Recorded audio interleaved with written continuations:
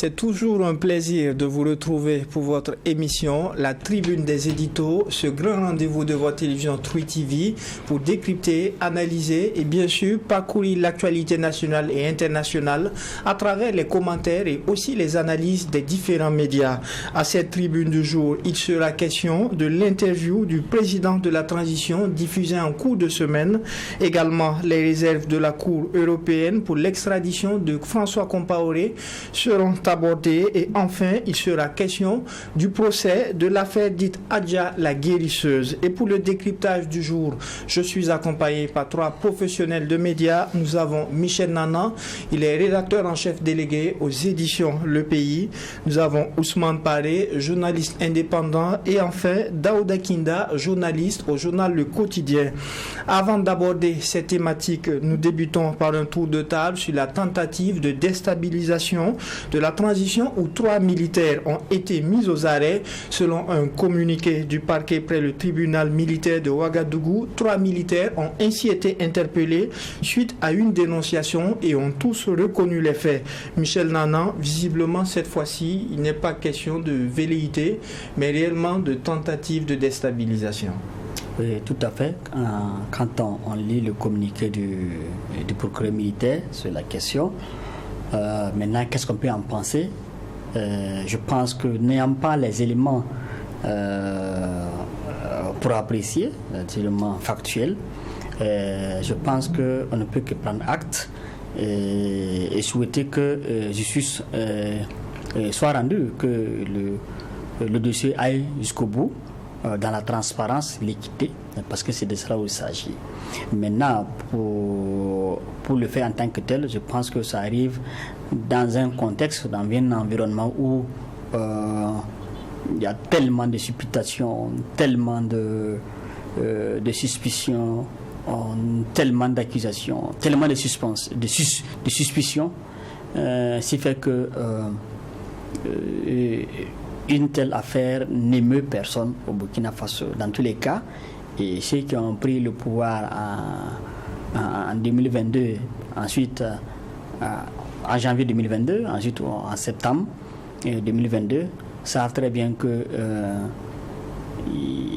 quand on fait un coup d'État, il faut s'attendre à ce que bien sûr il y ait parfois des velléités aussi, et d'autres personnes pour les déstabiliser. C'est de ça il s'agit.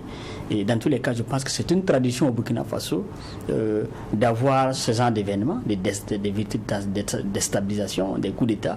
Je crois même que si on doit repartir dans les prisons, on va lister sur une page beaucoup de gens qui sont beaucoup de dossiers et la liste de beaucoup de gens qui sont impliqués, qui sont soupçonnés de préparer des coups d'État ou de déstabilisation. Il faut déplorer le fait que jusqu'à présent, des faits qui ont été, des dossiers qui ont été ouverts, des dossiers de déstabilisation qui ont été ouverts depuis des années, n'est jusqu'à présent pas abouti. Et cela vient s'ajouter, à un moment donné, je crois que, il faudrait que la justice militaire puisse évacuer bien sûr certains dossiers pour que les gens puissent comprendre vraiment de quoi cela retourne, parce que facilement les gens vont dire mais c'est du complotisme qu'on cultive, c'est de la paranoïa que cultivent les autorités de façon successive, et ce n'est pas bien pour le pays, parce que ça, sur le plan psychologique et mental, ça joue sur la population, ça joue sur le fonctionnement des institutions. D'accord. Alors Daouda Kinda, on a vu ce communiqué du parquet près le tribunal militaire de Ouagadougou. Quelle lecture est-ce que vous en faites? Je ne sais pas si c'est la suite du communiqué du ministre de la Sécurité de la semaine passée, parce que, vous souvenez-vous, il avait annoncé qu'il y avait des Burkinabés en intelligence avec des étrangers qui étaient plongés dans une tentative de déstabilisation. Je ne sais pas si il y a un lien, mais je suis forcé de croire que forcément c'est lié.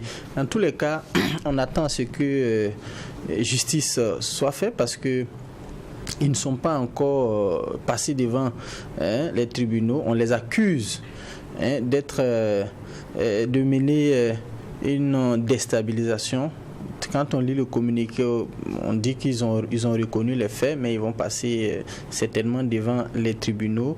Et s'ils ont fait, on verra. De toute façon, c'est la rigueur de la loi qui doit s'appliquer. Mais moi, ce qui m'intrigue un peu, c'est le profil de certains. Par exemple, quand tu prends l'ex-caporal Dassami, c'est pas la première fois qu'il est impliqué dans une tentative de déstabilisation. Souvenez-vous, en 2015, le coup d'État contre la transition de 2015, le président Michel Kafando, mais Dassami était impliqué. Je pense même qu'il était le quatrième accusé même à passer à la barre lorsqu'il s'agissait du procès. Et lors des plaidoiries, il a même plaidé coupable. Je rappelle qu'il était poursuivi pour 4 ou 5 faits. D'abord, attentat contre la sûreté de l'État, meurtre, coups et blessures volontaires, dégradation de biens. Il a reconnu, il a plaidé coupable pour les faits d'attentat à la sûreté de l'État. Ce qui fait qu'il a été condamné à 10 ans de prison, dont 4 assortis de sursis. Donc ce n'est pas la première fois qu'il est impliqué dans ce genre de situation. Et je me rappelle très bien que pendant le procès, même beaucoup disaient qu'il était en quelque sorte un agent double, puisque lui-même il l'a dit à la barre, puisqu'il a contribué à déjouer une autre tentative de déstabilisation, cette fois-ci, mais c'était en juillet 2015. Et de juillet 2015, tu participes à déjouer un coup d'État. Et quelques mois, 2-3 mois après, en septembre, 15 septembre 2015, et cette fois-ci, tu es impliqué. Et lorsqu'on lui demande comment ça se fait, il dit que non, lui, il a juste exécuté des ordres. Parce que lui, il dormait dans la résidence de l'ancienne première dame Chantal Compaoré. Lorsqu'il est arrivé au pied de la présidence, il attend une voix qui lui dit de monter. Lorsqu'il monte, il voit l'adjudant Rambo, celui qu'on a, Moussa Nebié, dit Rambo, et ils montent, et ils vont à la présidence comme ça. Arrivé, souvenez-vous, il y avait le conseil des ministres, l'adjudant Nyon et l'adjudant-chef Moussa Nebié. Eux, ils rentrent pendant que lui, il était dehors et il faisait le guet. Voilà, ce sont les deux précités là qui sont rentrés, qui ont fait sortir l'ancien président Michel Kafando et l'ancien premier ministre Yacouba Isaac Zida, pendant que lui faisait le guet. Mais après ça, c'est lui qui était à la sécurité du général Gilbert Gengere. Ça aussi, il n'a pas nié, mais de toute façon, il a plaidé. On va voir si le fait qu'on l'ait condamné, s'il est vraiment impliqué dans ça, c'est qu'il n'a pas tiré leçon de ce qui s'est passé avant. Les autres, je n'ai pas trop leur profil, mais je sais que pour le caporal Dassami, ce n'est pas la première fois quand même qu'il est impliqué dans ce genre de situation. D'accord. Alors Ousmane Paré, Daouda Kinda tout à l'heure donné une idée, un aperçu de l'un des militaires qui aurait été arrêté. Le mode opératoire a été expliqué dans le communiqué. Quelle analyse est-ce que vous en faites?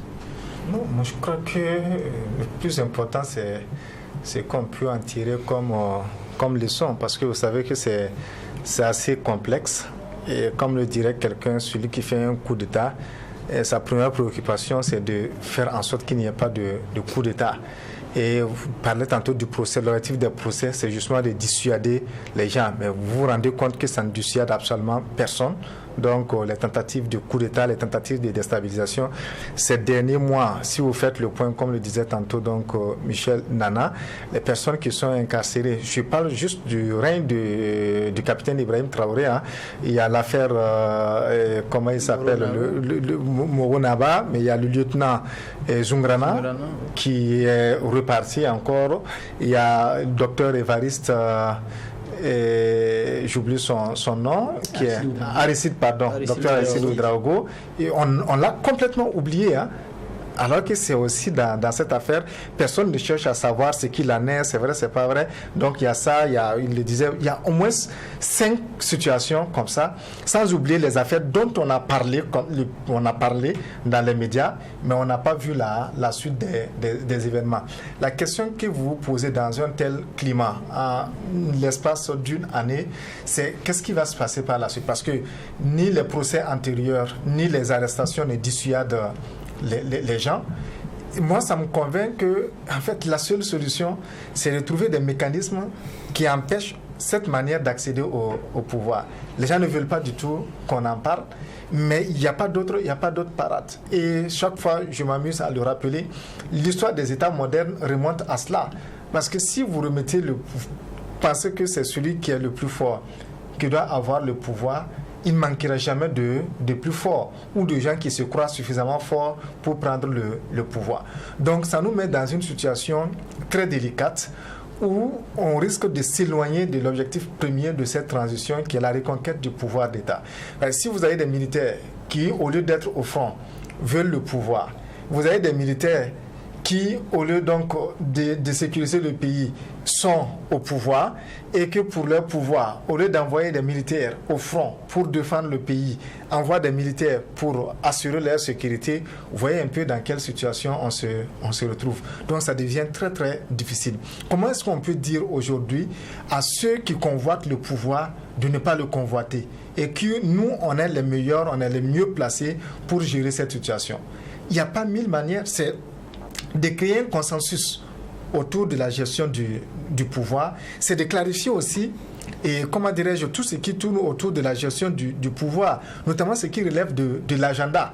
Si on sait clairement que telle personne a le pouvoir, mais au bout de telle période, la personne va laisser le pouvoir, ou bien des conditions seront réunies pour que d'autres personnes puissent aller à la conquête du pouvoir. Vous voyez que ça permet un tant soit peu de calmer un peu la situation, d'apaiser, de baisser un peu la tension. C'est ce qui est fait dans le cadre de cette transition. Il y a eu une date pour la fin de la transition, l'organisation d'élections, mais malgré tout, ça n'a pas empêché qu'il y ait des velléités, des déstabilisations et même tentatives. Non, par rapport à cela, est-ce que vous suivez l'évolution du calendrier électoral? Jusqu'à présent, rien n'a été changé officiellement. Mais officiellement aussi, rien n'est fait pour qu'on puisse en sortir. Ça peut souvent, quand vous dites des choses comme ça énerve des gens et on pense que non, vous êtes contre le pouvoir, alors qu'absolument pas. Il y a nécessité à un certain moment qu'on puisse accepter, se poser les bonnes questions. Même si on est d'accord sur la même chose, qu'on puisse faire régner en fait cette contradiction pour qu'on puisse trouver des voies de sortie. Encore une fois, si en l'espace d'une année, vous avez 5 au moins des gens qui sont arrêtés, qui sont déposés à la maison d'arrêt de correction des armées, au moins pour 5 affaires de tentatives de déstabilisation, à un certain moment, vous posez la question, quelle est la solution? Qu'est-ce qu'on peut faire pour empêcher les gens de toujours convoiter le pouvoir? Et il faut trouver des réponses à ces questions. Si vous ne le faites pas, vous ouvrez la boîte au Pandore et ça va toujours continuer. On ne sait pas à un certain moment, à quel moment on va s'arrêter. Lui le disait tantôt. C'est vrai qu'il dit qu'il y a une forte chance que ce soit en lien avec le communiqué du ministère, mais rien ne nous dit aussi que c'est forcément cela. Le président nous avait parlé justement des révélations de la guérisseuse et des implications extérieures, mais jusqu'à quel moment vous allez pouvoir contenir toutes ces contestations-là pour vous concentrer sur la gestion du pouvoir. Donc pour moi, à un certain moment, il est temps quand même qu'on puisse se poser les bonnes questions et qu'on puisse dégager des pistes pour que chacun puisse faire ce qu'il a à faire. D'accord. Oui, réaction Daouda Kinda. Il l'a si bien dit, hein, ça pose le problème de la fragilité de nos institutions, notamment la présidence. Vous voyez, Roch Marc-Christian Kaboré, il a été victime de combien de tentatives de déstabilisation? Damiba lui-même, qui a déstabilisé le pouvoir de Roch Marc-Christian Kaboré, a été victime d'une déstabilisation aussi.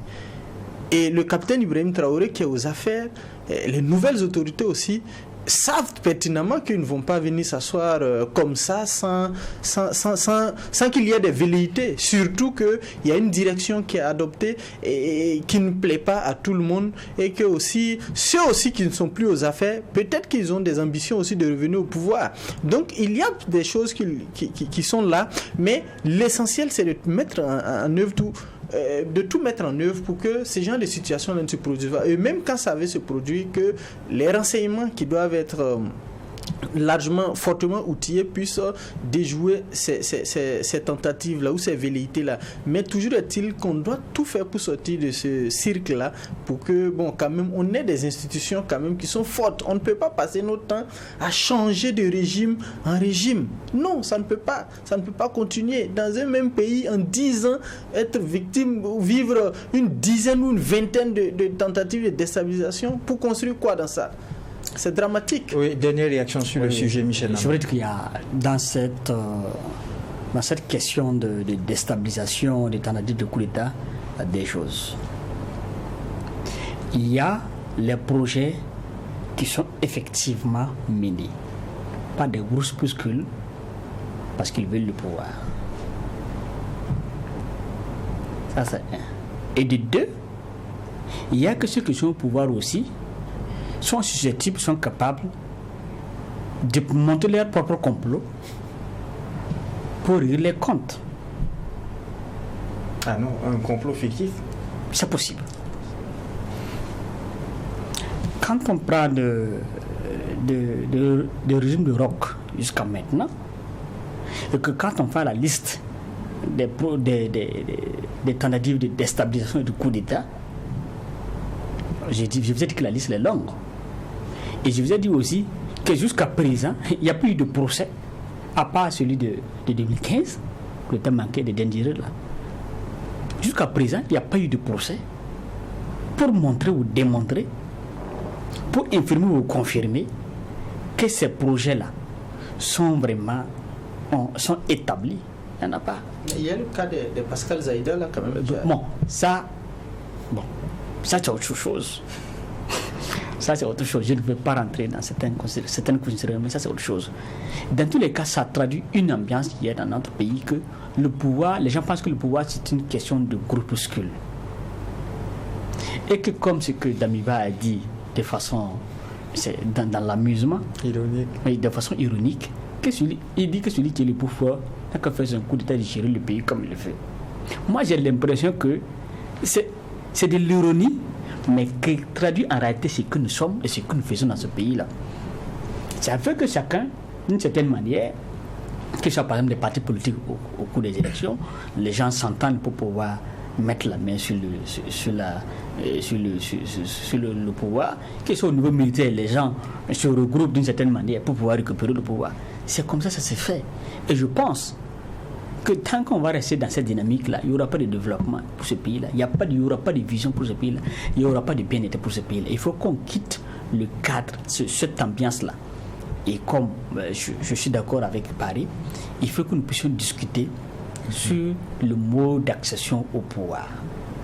Il faut avoir le courage de poser ces débats pour qu'on mette terme à cela, pour permettre à ce que la personne qui vient au pouvoir là, qu'on puisse se concentrer pour le développement du pays, pour qu'on puisse se concentrer sur les défis auxquels on est confronté. Mais on n'a plus le temps pour ça. Du moins, on n'a pas le temps pour ça. C'est l'impression que j'ai. Tout ce que chacun, on a les différents régimes là, chacun vient. L'essentiel de l'énergie, c'est de lutter pour ne pas tomber. Et quand c'est comme ça, ça devient difficile. D'accord. Et vous gardez la parole, Michel Nana, pour passer au premier sujet enrôlé pour cette tribune. Le président de la transition s'est exprimé au cours de la semaine et elle a été diffusée sur les antennes de la télévision nationale, déjà dans la forme. Comment est-ce que vous avez apprécié? Dans la forme, c'est un entretien que j'ai découvert comme tout le monde. J'ai lu, j'ai parcouru des publications faisant état que le président a accordé une interview à une presse étrangère. Et je ne sais pas de quel média il s'agit. Bon, je ne veux pas rentrer parce que je n'ai pas les éléments. Est-ce que ça a été dit officiellement? Oui, c'est officiel. Voilà, je ne veux pas rentrer dans ça. Voilà, on ne sait pas dans quel contexte cet entretien a été réalisé pour ce qui est de la forme. Voilà. Est-ce que j'ai un commentaire particulier? Non, je ne peux pas avoir un commentaire particulier. Tout ce que je peux dire, c'est que contrairement à ces prédécesseurs qui, au niveau international, préféraient peut-être parler à France 24, à RFI et à TV5 ou dans d'autres médias occidentaux, et notre président a préféré parler à des médias de l'Europe de l'Est. Et cela est en conformité avec sa position actuelle, l'orientation actuelle qui est de travailler avec la Russie et tout ce qui tourne, gravite autour. Ça, c'est la forme. Alors, Ousmane Palé, comment est-ce que vous avez apprécié cette sortie du chef de l'État, le capitaine Ibrahim Traoré? Non, c'est juste des propos qui sont juste rapidement. C'est l'appréciation, donc qui sont juste sortis donc qui ont attiré plus mon attention parce que je n'avais pas suivi l'interview en tant que tel. Maintenant, au-delà, je me pose beaucoup de questions sur en fait l'entourage en fait du président, ceux qui les conseillent, notamment sur le plan de la communication. Moi, ça me laisse personnellement beaucoup perplexe. Et je ne sais pas si le professeur Balima est toujours là. Et parce que même quand vous partez dans l'entourage proche, à ceux qui soutiennent, la première critique, je dis bien dans les rangs même de soutien du président, c'est le fait qu'il parle trop. Quand dans ton entourage, des gens qui le soutiennent à 100%, etc., commencent à dire cela, donc ça peut amener à se poser un certain nombre de questions. Je le dis pourquoi? Parce que j'aurais pu comprendre que l'interview soit accordée à ce média étranger et que ce soit diffusé là-bas, mais je me pose la question sur l'intérêt que ce soit récupéré par la RTB pour être diffusé. Et comment dirais-je, je parle ensuite par la RTB. Il a tout de même abordé quelques questions qui intéressent la population burkinabé. Je ne dis pas non. Je parle justement de la fréquence des sorties et en fait de susciter des débats autour d'un certain nombre de préoccupations où il ne faut pas. Quand vous prenez la dernière sortie qui a été accordée à des médias burkinabés, il y avait un objectif bien précis parce que là aussi on parlait de tentatives de déstabilisation. L'appel était lancé au soutien de sortir, de faire. Donc ça répondait un peu à cela. Et puis juste après, il y a eu la manifestation. Mais quand vous prenez cela, jusqu'à présent, il n'y a pas eu d'action en tant que telle. Vous posez la question de savoir en fait quel était l'objectif de cette sortie médiatique. Et pour ceux qui sont dans l'analyse, vous vous posez après la question de savoir quel a été l'impact. Parce que vous allez vous rendre compte que même du côté des soutiens, il y a eu très peu de commentaires, en tout cas peut-être le milieu que moi j'ai observé, et par rapport à cette sortie. Et il y a eu beaucoup plus de gens qui avaient des critiques plutôt négatives par rapport à certains aspects qui ont été abordés. Donc on le sait tous, pour une communication médiatique, le timing est très important et il faut aussi que l'objectif soit suffisamment clair. Donc l'interview a été accordée, on dit c'était le 31 août. Maintenant que ça a été diffusé sur la télévision nationale, personnellement je me pose beaucoup de questions et certainement qu'au niveau des communicants du président, il y a des objectifs et peut-être que les objectifs ont été atteints. D'accord, on reste toujours dans la forme d'Aouda Kinda. Votre appréciation sur cette sortie? Je pense que c'est un capitaine Ibrahim Traoré qui est resté droit dans ses bottes. Le style n'a pas changé. Et il parle avec moins de diplomatie directe. S'il veut attaquer quelqu'un, il attaque. S'il veut attaquer un pays, il attaque. Je pense que ça n'a pas varié. Il est toujours resté tel qu'il est, naturel. Il s'exprime comme il veut. Et ce qu'il a à dire, il le dit. Et puis mais comme on va rentrer dans les détails, je pense que il n'a pas varié, il est resté le même. Alors, dans cet entretien, il a été question des agissements de certains médias. Selon le chef de l'État, le président de la transition a rappelé le contexte dans lequel se trouve le Burkina Faso. Et il estime que le Burkina est en guerre. Il y a eu une communication à faire et le gouvernement n'entend pas accepter ceux qui seront dans le sens contraire. Qu'est-ce que vous en pensez, Michel Nana? Ça fait l'énième fois que le président parle aux médias, que nous sommes, et le discours reste le même. Ça veut dire que la transition a une dynamique, a une option, et qui est que il faut que les médias suivent cette dynamique en utilisant les éléments de langage de pouvoir en place. Et si vous n'utilisez pas les éléments de langage que le pouvoir veut, vous êtes contre la transition. Et pour être plus précis, je crois qu'il a abordé la question de la lutte contre l'impérialisme. Il estime qu'il y a des radios locales qui sont des relais de l'impérialisme. Je ne veux pas citer, je ne veux pas rentrer dans sa tête pour imaginer ce qu'il veut dire. Donc, il estime que s'il y a des médias, des radios locales qui suivent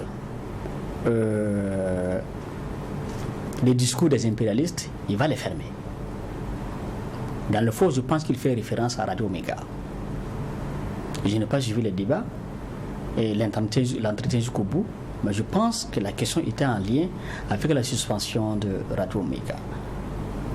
Et j'estime que déjà le climat est assez tendu entre la transition et les médias et qu'il faut travailler à apaiser cette tension-là.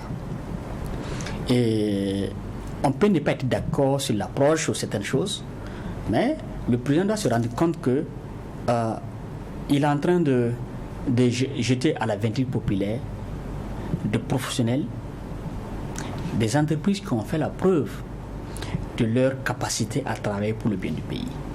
Il peut y avoir des dérapages. Mais en tant que premier magistrat du pays, en tant que garant de la sécurité de tous les Burkinabés, il y a effectivement un langage qu'il faut savoir, qu'il faut tenir.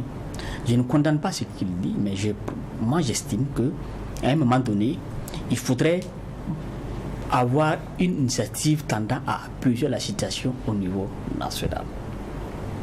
Et cette situation, la tension au niveau national, ça se voit souvent au niveau des médias. C'est quand vous écoutez les médias, c'est quand vous lisez les journalistes, quand vous lisez les médias, quand vous écoutez la radio locale, que vous comprenez qu'il y a cette tension énorme au niveau du pays là. Parce que les médias sont dans leur rôle de faire émerger toutes les oppositions, toutes les postures qu'on a dans la société. Et quand vous écoutez ça, vous êtes obligé de vous rendre compte que le climat est tellement tendu qu'il faut travailler à apaiser la situation. Moi, je pense que le président doit aller dans ce sens, au lieu de, à un moment donné, continuer de sonner la rhétorique et amener les gens à détester les médias. Moi, j'ai suivi les commentaires de certaines personnes, de certaines personnalités qui ont pris des extraits sur les médias et puis des commentaires pour dire effectivement que les médias ne jouent pas leur rôle, ou du moins que les médias pensent que la liberté là c'est faire ce qu'ils veulent. Les médias pensent que la liberté d'expression c'est pas quelque chose à laquelle il faut toucher, ce qui est faux. Aujourd'hui, je pense que, comme dans beaucoup de sphères de forces sociales, les médias sont restés dans une posture de regarder, de ne rien dire. Est-ce que ça arrange les gens? Ça n'arrange pas la transition. Et connaissant le Burkina Faso, connaissant l'histoire de ce pays-là, il faut éviter des postures de ces gens-là, que les gens n'aient plus le courage de vous dire, dans le respect et de façon professionnelle, ce qui est bien et ce qui n'est pas bien, ce que tu trouves anormal et ce qui n'est pas normal, ou bien ce qui est normal. Si les gens reculent et bien vous disent rien, c'est plus dangereux que quand ils parlent. Alors, Ousmane Paré, le président, il a été un peu plus clair. Le Burkina Faso est dans une situation de guerre qui nécessite une certaine communication. Justement, quelle est la communication qui sied dans le contexte de guerre qui est la nôtre? C'est une communication de guerre. C'est assez clair. Il y a la communication normale, il y a la communication de crise. Je crois que de plus en plus, les gens parlent de communication de guerre, qui n'a absolument rien à voir avec la communication qu'on a de façon ordinaire. Tout comme la communication politique est différente de la communication peut-être pour le développement, peut-être la communication pour les entreprises, etc., etc. Maintenant, le gros problème qui se pose, c'est qu'aujourd'hui, tout le monde parle de la communication, mais personne ne sait ce que c'est que la communication. Parce que ça arrange la confusion. Justement, la confusion, ça arrange tout le monde. Et les personnes ne prennent la peine. Et c'est ce qui fait mal. Même parmi des confrères, je ne les cache pas. Des gens pour qui on a beaucoup de respect, qui entretiennent sciemment cette confusion entre communication et puis information. Le rôle des médias et le rôle des structures de communication. Ça arrange tout le monde en parle. Et quand on parle de communication, on s'attaque aux médias et puis tout le monde est content parce que ça fait l'affaire de tout le monde. Et quand vous essayez de faire raisonner des gens, on dit c'est une question de corporation, c'est parce que vous êtes journaliste, vous voulez défendre les journalistes, etc., etc. Personne ne cherche absolument à rien comprendre. C'est là des fois je m'amuse à dire qu'il y a une aspiration profonde de la population à un changement. Ça, c'est légitime. C'est normal. Mais en même temps, il se trouve que dans les aspirations, en fait, dans le changement qu'on veut, il y a des choses qui sont illégitimes, en fait, qui ne sont pas du tout réelles. Il y a lieu qu'on puisse faire, en fait, qu'on puisse travailler à trouver le juste milieu entre les aspirations profondes des populations au changement et la réalité, en fait, le changement auquel on peut aboutir. C'est exactement comme un enfant qui croit peut-être que son papa est peut-être un Dieu qui peut tout faire, qui lui demande des choses qui sont hors de sa capacité. C'est au père de le ramener à la juste proportion des choses. Moi, je suis d'accord quand les populations exigent certaines choses, quand on demande certaines choses, quand on formule certaines critiques à l'endroit des médias. Personnellement, je suis critique vis-à-vis des médias parce que c'est pas tout ce qu'on fait, c'est pas tout ce qu'on a fait qui est bon. Mais en même temps, cela ne doit pas nous amener dans les pires confusions et en fait à jeter le bébé avec l'eau du bain, comme on le dit. La communication, c'est quoi? Moi, depuis le début de la crise, il y a deux choses, sinon qui se résument en une chose, que j'ai demandé mais qui ne préoccupe absolument personne. Vous ne pouvez pas mener une guerre sans stratégie. Le président l'a dit à plusieurs reprises, on est dans la tactique parce que c'est urgent, après il a parlé donc d'introduction, etc., etc. Mais une guerre ne peut pas se mener sans stratégie. Peut-être qu'il y a une stratégie, moi je ne sais pas. Mon souhait est que véritablement il y ait une stratégie.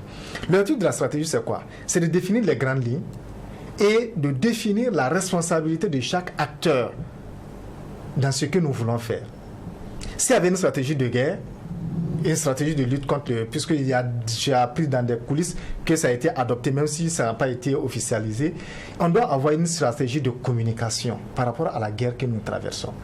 La stratégie de communication, c'est les acteurs, les communicants, les vrais, qui sont autour du président par rapport à cette guerre-là, qui élaborent cette stratégie. Et la stratégie doit découler un plan de communication, sans entrer dans les détails. Et cette communication de crise, de guerre, doit définir le rôle des différents acteurs. On doit définir par exemple le rôle des médias. Et quand c'est clairement défini, on a un langage qu'on tient vis-à-vis des acteurs de médias. On peut organiser un séminaire, on peut organiser tout ce que vous voulez, un cadre de rencontre où on dit clairement aux acteurs des médias le rôle qu'ils ont à jouer dans la guerre. Et en même temps qu'on le fait, en même temps qu'on le dit, on développe des stratégies, des mécanismes de communication. Ça peut être la création de médias, les radios communautaires, les télés communautaires, tout ce que vous voulez. Un peu comme ce qui s'est passé sous la Révolution en 1983. On n'a rien à inventer. Pendant la guerre avec le Mali, où des acteurs justement ont été suscités et avaient des rôles bien spécifiques. Mais tant que vous n'assignez aucun rôle à aucun acteur, vous ne pouvez pas chaque fois vous en vouloir aux gens. Et c'est comme si on voulait que les gens entrent justement dans la tête de certaines personnes pour savoir ce qu'ils doivent, ce qui n'est pas du tout possible.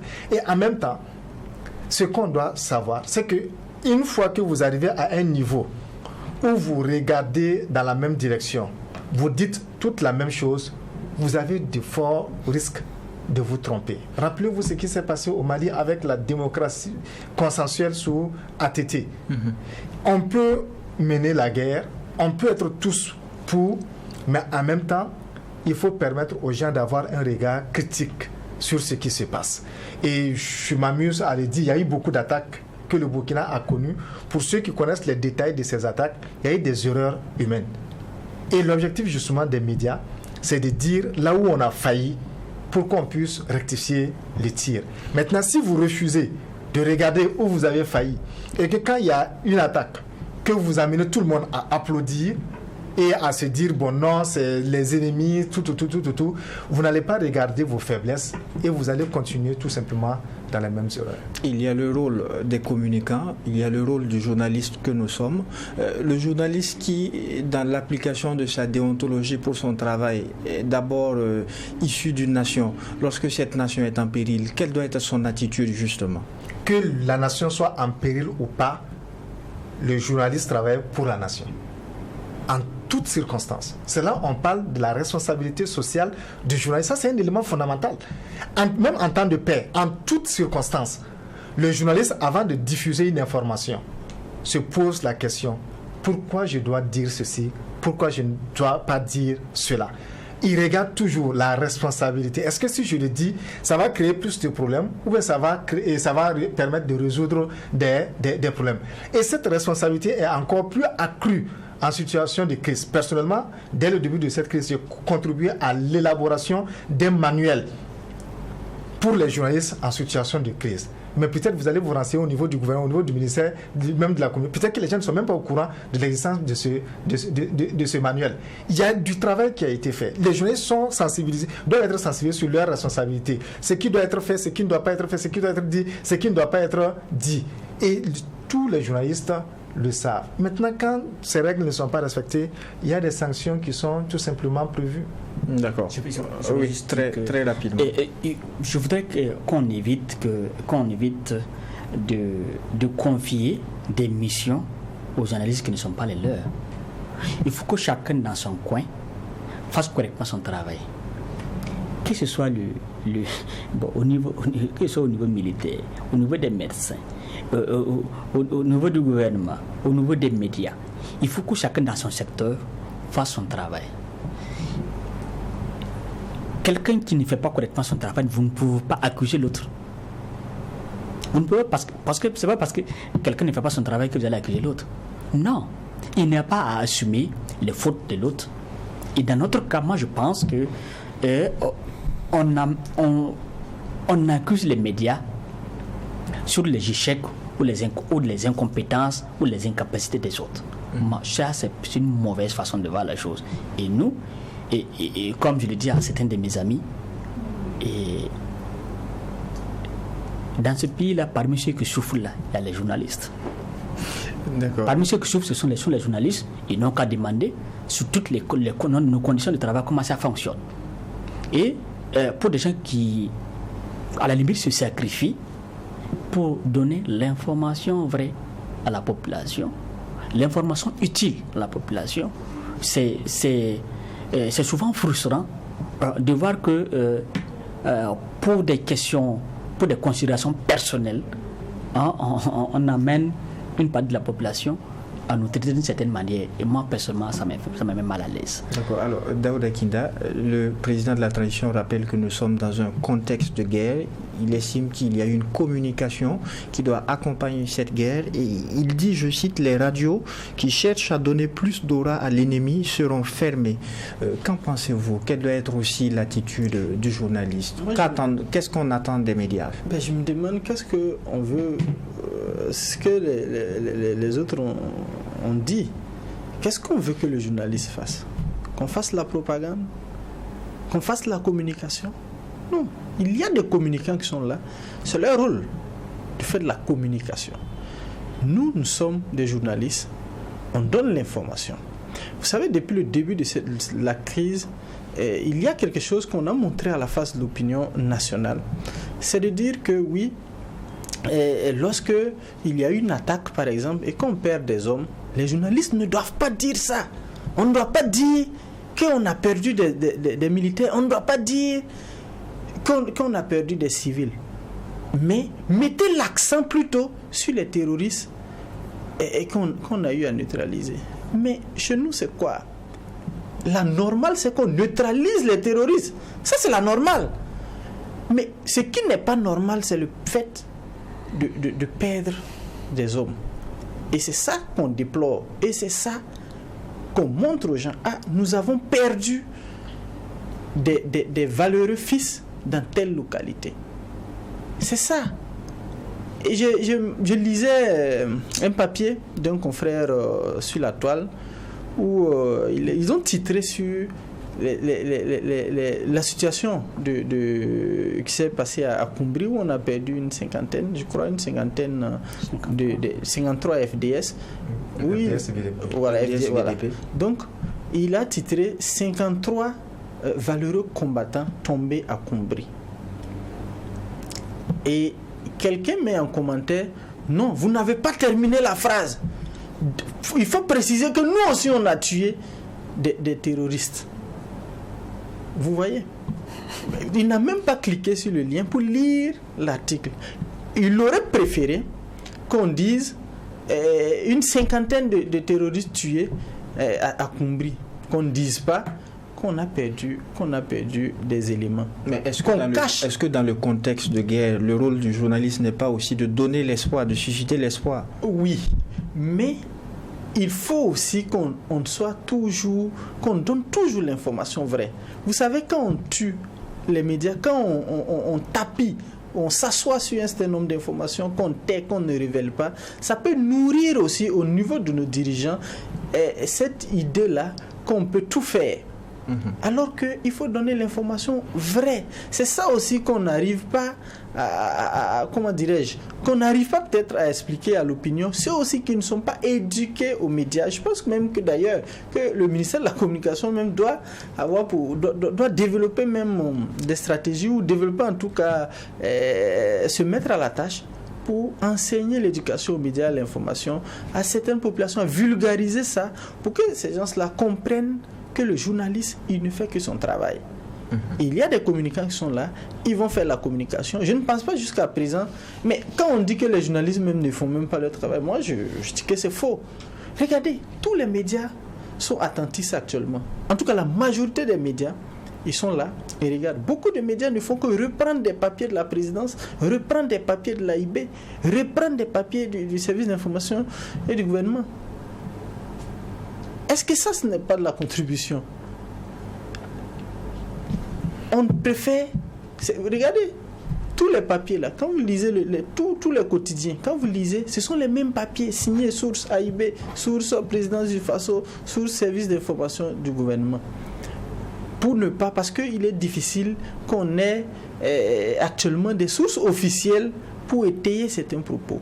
Eux-mêmes, lorsqu'il y a des situations, il y a parfois des informations qui nous reviennent de plusieurs localités, mais parfois ta responsabilité fait que tu es obligé de ne pas divulguer certaines informations. Mais malgré tout, on pense que oui, les médias sont les ennemis du pays, ils ne sont pas dans la dynamique. Eux, pourtant, c'est faux.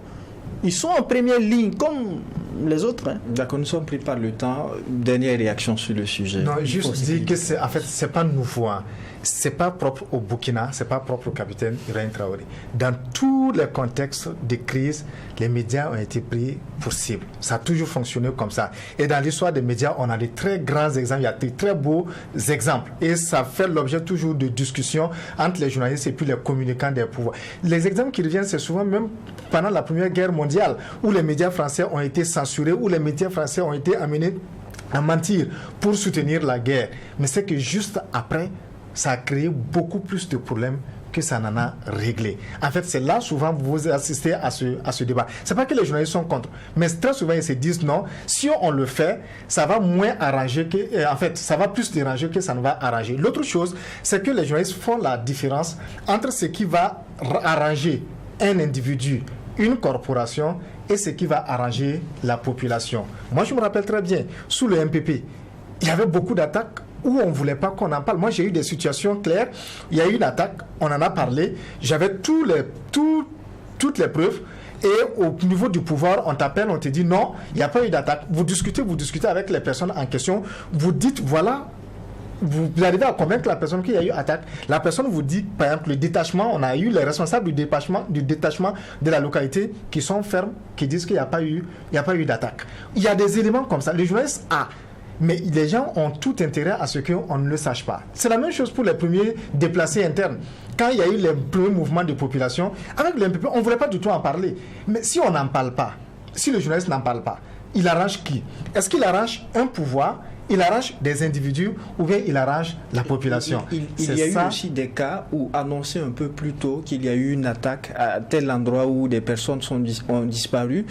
Ça suscitait quand même un danger pour ces personnes parce que l'ennemi ne savait pas qu'il y avait des disparus. Je suis d'accord. Est-ce qu'on adopte la même attitude par rapport à ceux qui ne sont pas des médias? Regardez le cas des activistes. Le détachement de Koumbri. Qui en a parlé premièrement? Le détachement est arrivé avant l'attaque. Ce sont des communicants du pouvoir qui ont commencé à parler. On aurait pu dire qu'ils ont donné la position justement du détachement. Est-ce qu'il y a eu des sanctions contre eux? D'accord, nous sommes vraiment pris par le temps. En 10 secondes pour qu'on puisse évoluer. D'abord, le journalisme professionnel est codifié, que ce soit le code du travail et le code de l'information, excusez-moi, que ce soit par exemple le code d'éthique et déontologie que nous avons, et que ce soit le code pénal, c'est codifié. Et un journaliste professionnel, j'ai dit un journaliste professionnel, c'est pas courir, traverser pour être venu du journaliste, un journaliste professionnel. C'est très bien l'information qu'il doit donner et l'information qu'il ne peut pas donner. Ça, c'est clair et net. Et sur cette base, je pense que quand vous prenez les rédactions là, en matière d'information, nous sommes des mines d'information. Mais c'est combien on donne. Souvent, on rentre à la maison, là, on a envie de pleurer parce qu'on en sait tellement, on préfère regarder des films, des télénovelas. Voilà, pour oublier tout ça. Parce que tu gardes tout ça en toi, tu ne peux pas le dire à quelqu'un. Parce que ça ne t'arrange pas que l'information sorte. Ta responsabilité sociale. C'est exactement de ça qu'il s'agit. Mais vous avez des gens qui ont tout, qui peuvent balancer sur la route sur ce qu'ils veulent. Mais eux, on ne leur en veut pas. Sur Média, on en veut. Et je pense que c'est injuste de la part de ceux qui font ça. Je ne sais pas leur objectif. Mais il faut qu'on change. On ne peut pas construire le pays en se comportant de cette façon-là. D'accord, et nous allons vite avancer avec le deuxième sujet retenu pour cette tribune. La Cour européenne des droits de l'homme déplore le manque de fiabilité des assurances fournies à la France et émet par conséquent des réserves pour l'extradition de François Compaoré. Je laisse avec vous, Michel Nana. Est-ce qu'une surprise pour vous? Une surprise? Si je dis oui ou je dis non, je ne sais pas qu'est-ce que les gens vont penser. Mais dans tous les cas, j'estime que au regard des arguments avancés, ce n'est pas étonnant. Si j'ai bien compris, la Cour demandait des assurances judiciaires par rapport à la question de François Compaoré. Comment il allait être traité une fois qu'il est extradé au Burkina Faso. Et si j'ai bien compris, c'est que depuis une année, de Damiba en passant par le MPP. Le MPP encore, parce que le MPP est encore gérable. Parce que ils estiment que les deux coups d'État ont créé des conditions qui ne permettent pas à eux, à la Cour, je vais dire, de considérer que François Compaoré serait bien traité sur le plan judiciaire quand il va arriver au Burkina Faso. C'est l'argument utilisé. Est-ce que c'est vrai? Je n'en sais rien. Dans tous les cas, je pense que la personne qui doit sourire, c'est bien sûr François Compaoré. Et bien sûr aussi, et ceux qui le soutiennent peuvent aussi applaudir parce que ça y va dans leur intérêt que la situation arrive de cette façon-là. Je pense que ils peuvent remercier, je parle de François Compaoré les soutient, ils peuvent remercier bien sûr ceux qui ont fait les coups d'État en janvier et ensuite en septembre parce que les préoccupations des Burkinabés sont devenues hautes. Je vais dire que la priorité actuellement c'est la sécurité et je pense que les militaires en arrivant au pouvoir n'ont pas leur préoccupation, c'est pas forcément cette question de Norvège-Angola. Ça ils sont dans une autre gamme et là je comprends.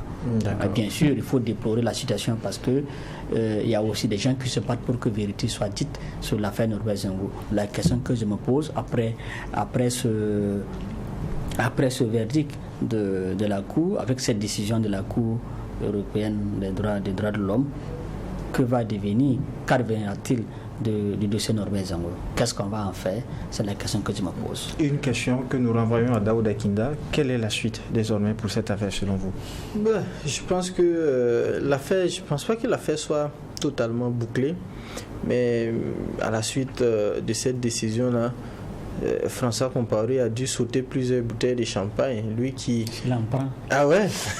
Lui qui, depuis plusieurs années, se bat contre son propre pays pour ne pas rentrer et se mettre à la disposition de la justice burkinabé. Je rappelle que depuis 2015, sous la transition, que ce feuilleton-là a débuté. On avait classé le dossier, qu'on a déclassifié encore, et le MPP a joué sa part. Et je pense que quand je lis la décision de la Cour européenne des droits de l'homme, il semble qu'ils ont envoyé une note au Burkina, mais les nouvelles autorités n'ont pas répondu, ils n'ont pas amendé, donc ils n'ont pas donné de garanties. Et dans ces cas de figure-là, c'est sûr que la Cour européenne des droits de l'homme ne va pas accepter, parce que lui aussi, François Compaoré, qui est justiciable aussi, va invoquer ces aspects-là, l'instabilité sur le plan politique, la justice et tout ça, pour ne pas venir. Heureusement pour lui, et malheureusement pour la justice burkinabé, pour la manifestation de la vérité, il ne va pas venir. Mais je pense que si les nouvelles autorités sont dans de bonnes dispositions, ils peuvent toujours... Je pense qu'il y a toujours des moyens de recours. Il y a toujours des moyens de recours. Ils vont recourir et puis on verra ce que ça va donner par la suite. D'accord, nous sommes largement pris par le temps. Nous allons vite aborder le troisième sujet qui est encore un autre procès. Cette fois-ci, il s'agit de celui qui a cristallisé les opinions depuis quelque temps, en l'occurrence le procès de Adia, la guérisseuse de Komsilga. Le parquet avait requis 24 mois de prison, dont 12 fermes, mais finalement elle s'en sort avec 3 ans d'emprisonnement, 1 million de francs CFA d'amende, le tout assorti de sursis. Est-ce que le droit a été dit selon vous, Ousmane Paré? Le droit, c'est les juges qui prononcent. On n'a pas...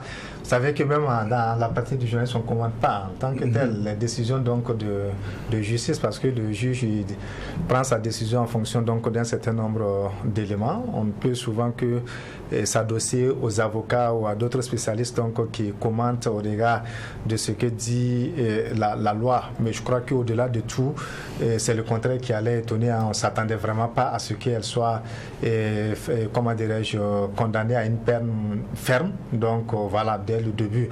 Peut-être la durée. Vous n'êtes pas du tout surpris? Non, moi, dès le début, moi je croyais que s'il n'y avait même pas eu cette immixtion, on n'allait même pas en arriver là. Voilà, parce que concrètement, vous voyez, c'est vrai qu'elle a une certaine responsabilité, mais n'était pas...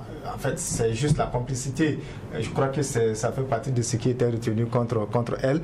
Mais je crois qu'il y a d'autres dossiers qui la concernent directement. Donc, peut-être à ce niveau, elle pourrait être condamnée à une peine ferme. Mais moi, ce qui m'a beaucoup intrigué, c'est comment ça s'est passé. Vous faites bien de coller les deux sujets.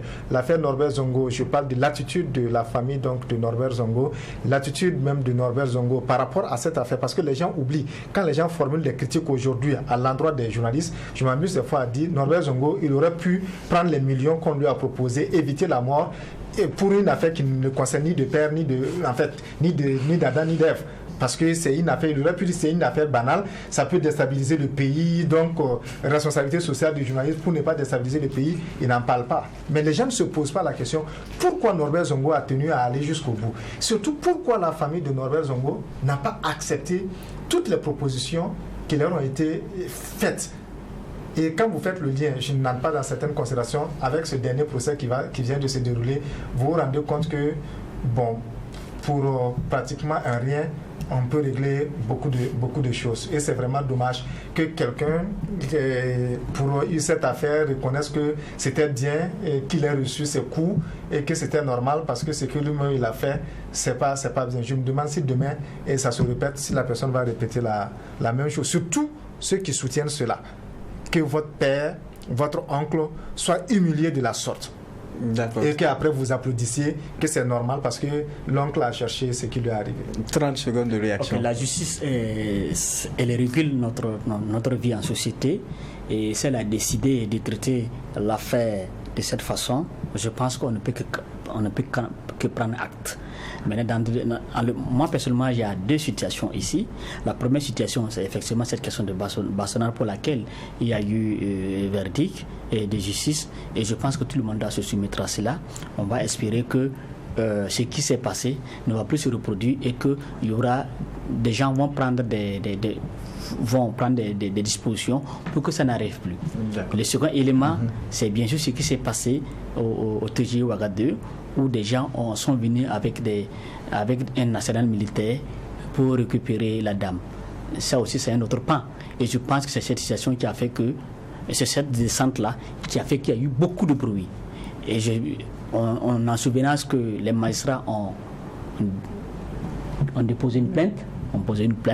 On espère que cet aspect aussi va être traité dans la transparence et dans l'équité. Nous sommes en fin d'émission, 15 secondes. Le juge, moi je dirais tout simplement que le juge a rendu sa décision. Moi je prends acte malgré tout cet imbroglio qu'on a vu ça et là. On va passer à autre chose et puis bon. Elle va repartir comme si le gars soignait les malades et puis bon, la vie suit son cours. Et c'est tout pour ce numéro de votre émission La Tribune des Éditos, la seule émission qui donne uniquement la parole aux professionnels des médias. Merci à vous qui l'avez suivi. Merci aux équipes techniques de réalisation et on se retrouve, Dieu voulant, le week-end prochain pour un autre numéro. Mais d'ici là, portez-vous bien.